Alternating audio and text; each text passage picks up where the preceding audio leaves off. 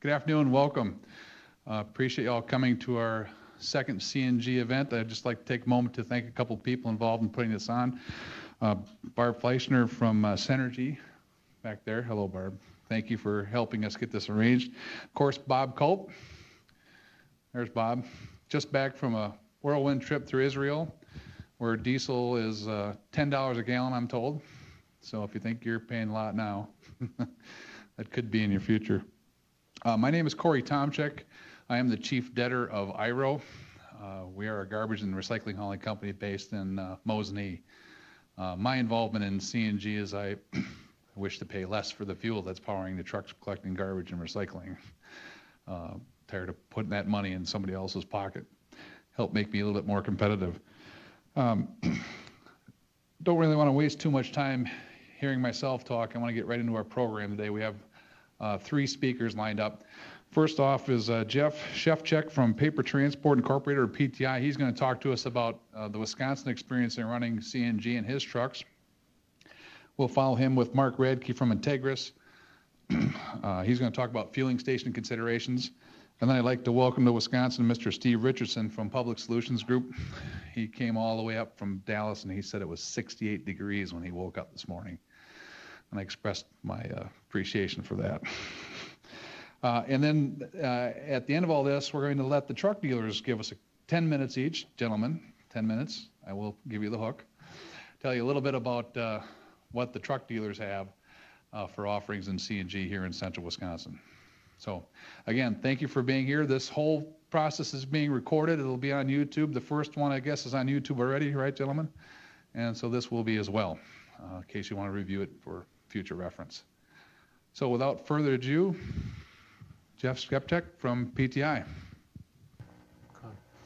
I guess I'll just start off by saying, they've got me scheduled for a half hour. I certainly don't have a half hour's worth of material, so I don't know what the forum is, if it's okay for them to interrupt with questions or anything like that, but feel free to do that.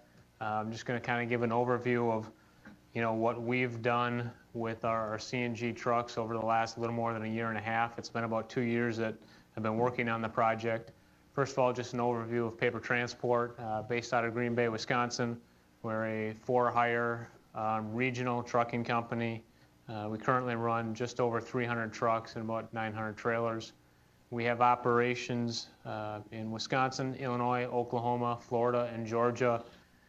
And even though we are in all those different states, all of our operations are pretty regional in nature, where we are, coming back, an out and back type of operation. We do a little bit in between the terminals, but mostly out and back. So that's why, with natural gas, certainly right now, without the highway infrastructure, our regional type application fits better for that, where the trucks are out and back, and we would be able to get fuel.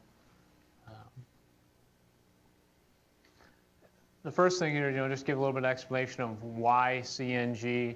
And, at first I thought this slide was, original, but as I've seen every presenter that presents on CNG, these are the same 4 points that everybody presents on. There is, I haven't seen anything new or anything different.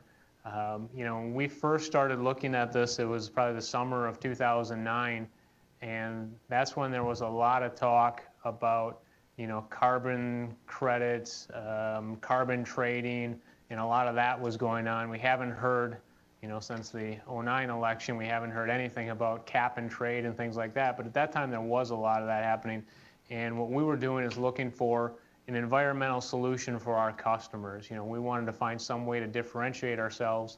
An on-highway, over-the-road application, the hybrid trucks, that just was not economical, wasn't going to work. So we stumbled across these natural gas trucks. Second point was the economics of natural gas versus diesel. The third one was the domestic fuel source. I'm sure someone else or some of the gas guys could give you the numbers on what percentage of oil comes from overseas, whereas it's 90-some% of natural gas comes from North America. So that's, real easy to sell that as well. And then the fourth point is just the abundance of natural gas. And I think this is even proven more and more over the last couple of weeks. If you've seen what's happening with just fuel prices or oil prices today. Oil prices have gone up over the last 2 weeks, and natural gas prices continue to go down. So it's a fuel that there's a lot of it out there that we can use. This next slide talks about, what have we done? Where are we at? Like I said, I started researching the natural gas trucks in like about August of 2009. Took a couple months to dig into all the details of that. We ordered our first 2 trucks in like October. Took delivery of the first 2 trucks in February of 2010. Those are the Freightliner M2 trucks with the Cummins ISLG engine. I think that's still one of the only and the best, most popular natural gas engine out there. The first 2 trucks had the 75-gallon diesel gallon equivalent mounted on the back of the cab. They ran very well for us, the first couple of months in 2010. So we ordered 5 additional trucks. We took delivery of those in September, October of 2010. Total of 7 trucks right now. The first 2 trucks, we were running those, around the clock, Green Bay to Chicago. So we have over 300,000 miles on both of those first 2 trucks. Still running well. We still continue to rack up the mile on those. Combined, we have over 1 million miles on natural gas right now. So, any of the critics out there that say this doesn't work, we disagree 1 million times. This is a picture of that first truck. For anyone that hasn't seen them or seen the tank configurations, just to give you an idea of what that looks like. Pretty similar tank configuration as a lot of the trucks, whether this is, what's in there is 5 15-gallon tanks. A lot of times if you see these on buses, they'll have them mounted on the top, usually a 60-gallon on buses, or similar on garbage trucks mounted on the top of the truck.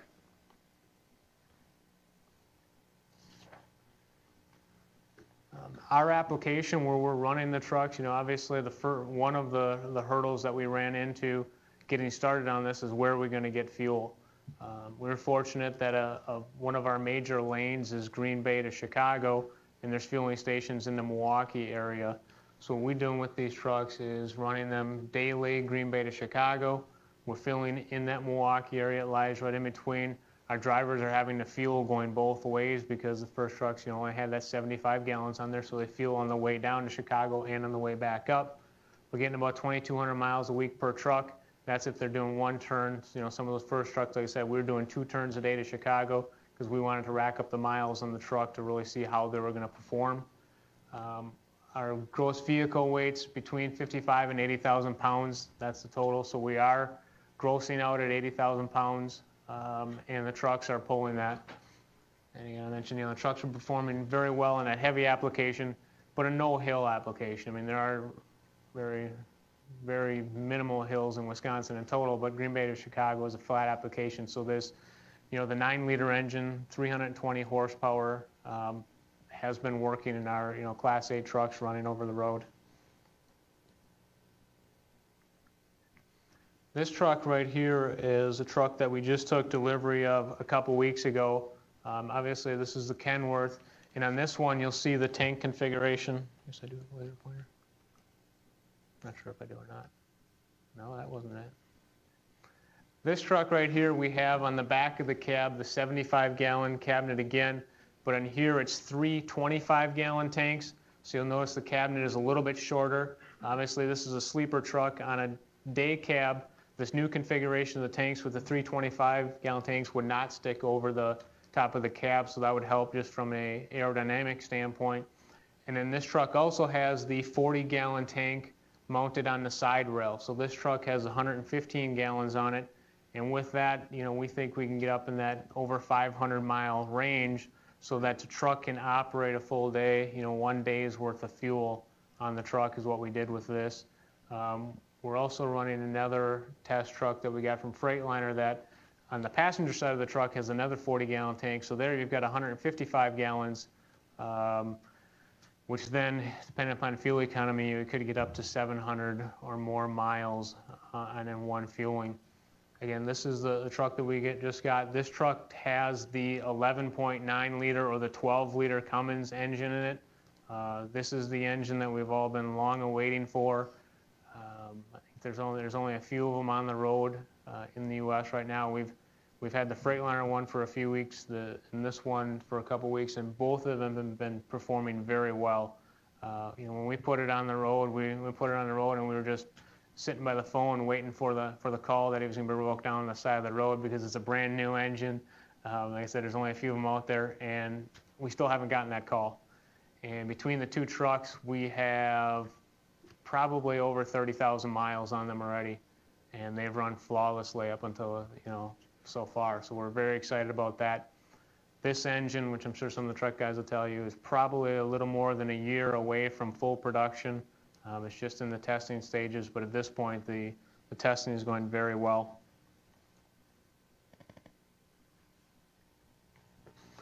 Another application or another product that we've been testing, one of the things we've been trying to test everything that's in the market. We've talked to many different manufacturers about what can we do to run natural gas in our truck. So we'll test anything. We're testing a dual fuel truck, and this one that we have right now is produced by American Power Group. There's probably about 3 or 4 other companies out there that have a dual fuel product. For us, American Power Group just seemed to be the most reputable one. We put this on our truck probably about 6 months now. And what it is, we put it on one of our Freightliner trucks with the Detroit diesel 15-liter engine in it. So it's just your standard, any diesel engine this can be applied to. What the system does is it injects natural gas into the air intake. When the truck starts up and it's at idle, it runs on 100% diesel.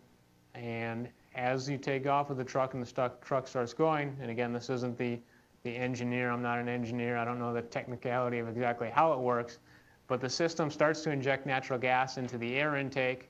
Obviously that gets into the cylinder, into the combustion. The truck's ECM automatically starts pulling back on the amount of diesel that's injected into the cylinders because it has the power. And when you get going at highway speeds or when you're cruising, you'll be running at about 50-50 natural gas and diesel. And then obviously when you start slowing down, you pull off the throttle, it'll pull back on the natural gas to a point where when you're at idle, again, you're running on 100% diesel. Very little modifications to the truck or the engine. It does not interfere with the truck or the ECM or the engine itself. So it's not, they call it non-evasive. And again, this has been successful. We've had no issues with this. This next slide here is a picture of that truck. And what we did on this truck is just put this natural gas tank on the side. We removed one of the diesel tanks, put this tank in place. I think this is like a 33-gallon tank. Obviously, this is before we put any of the shields around it. We did put shields around the tank, but this just gives you an idea what that tank looks like.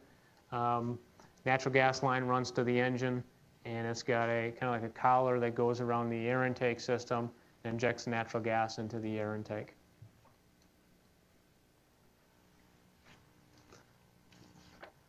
Now just a little bit on kind of our experience and what we've been seeing from the driver standpoint. When we first rolled it out to our drivers, I think they were as excited about testing the new technology as we were. We rolled it out to them. I'd say it's a test. It may not be flawless, but certainly they worked with us and they were excited about driving these trucks. And over the last year and a half, as we've gotten into it more and more, drivers are very receptive of it. I think that one of the things that, as we've pushed it out in our driver meetings and as we've talked to them, our drivers are, blue-collar, hard-working Americans, and they really buy into the American fuel thing. You can stand up and tell them that, hey, we're going to get off of foreign oil, which comes from our friends in, Iran and those types of places, and work on natural gas. They buy into that and they understand that. One of the things they like the quiet engine. After we had it on the truck on the road the first couple of weeks, I called the driver and said, hey, how's it going? He goes, the truck's so quiet. He goes, I can hear myself think now. So he wasn't sure if he liked that or not, but certainly that is an advantage.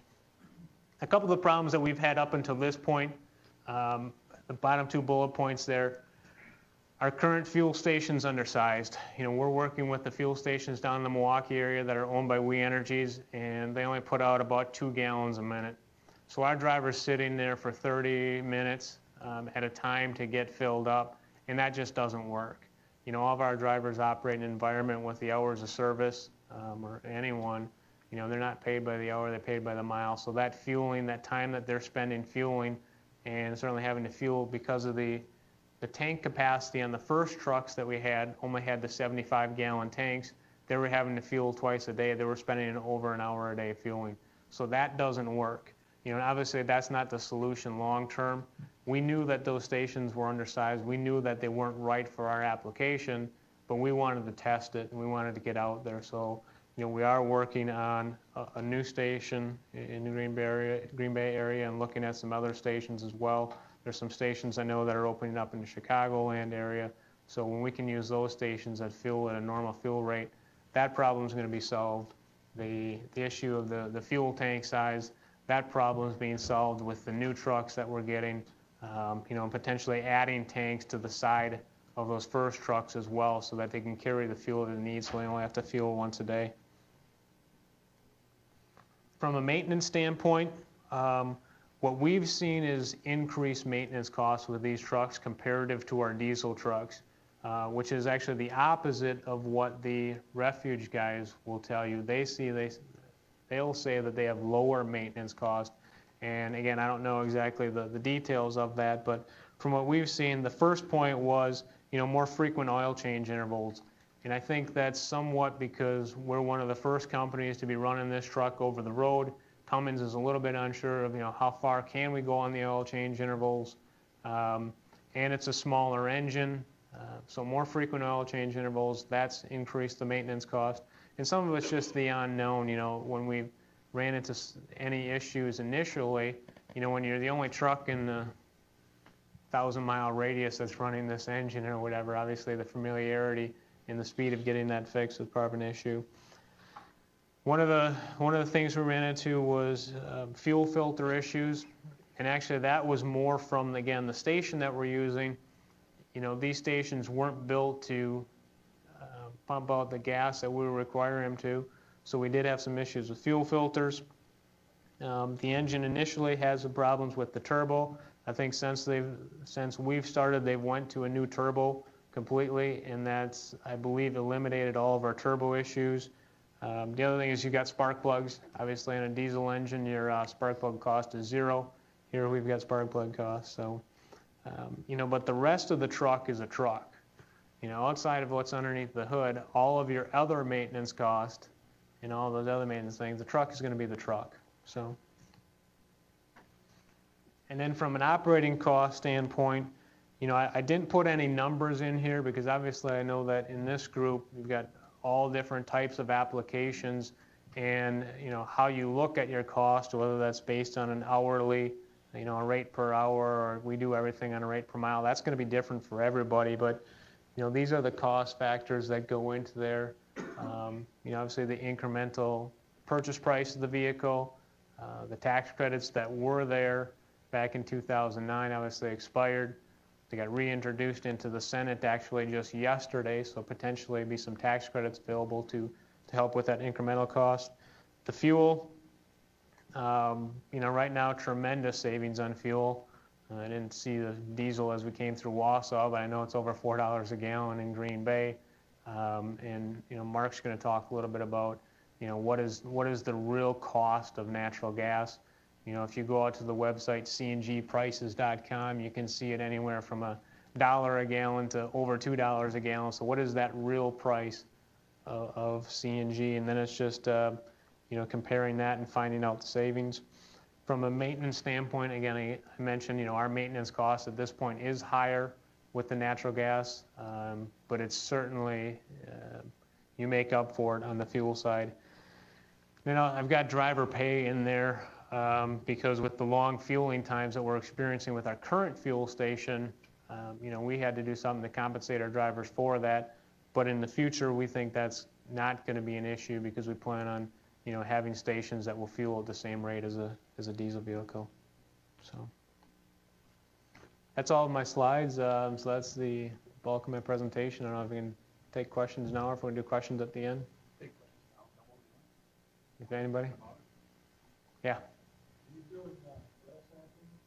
Yeah, we have been. We've been doing oil sampling at all of the PMs and all of the oil change intervals, and we have not seen anything in the oil samples that tells us that we could not extend that. So we've been pushing Cummins to extend those oil change intervals. They've worked with us a little bit. They are, we've been able to push them out a little bit from where we started. We would like to push them out more, but obviously we don't want to have a warranty problem at this point early on in the game. But we are working, but again, like I said, when you drain the oil comes out golden like the day you put it in there. But obviously that, you do need to do the oil samples to tell you what's really in there, but the oil samples have been coming back clean.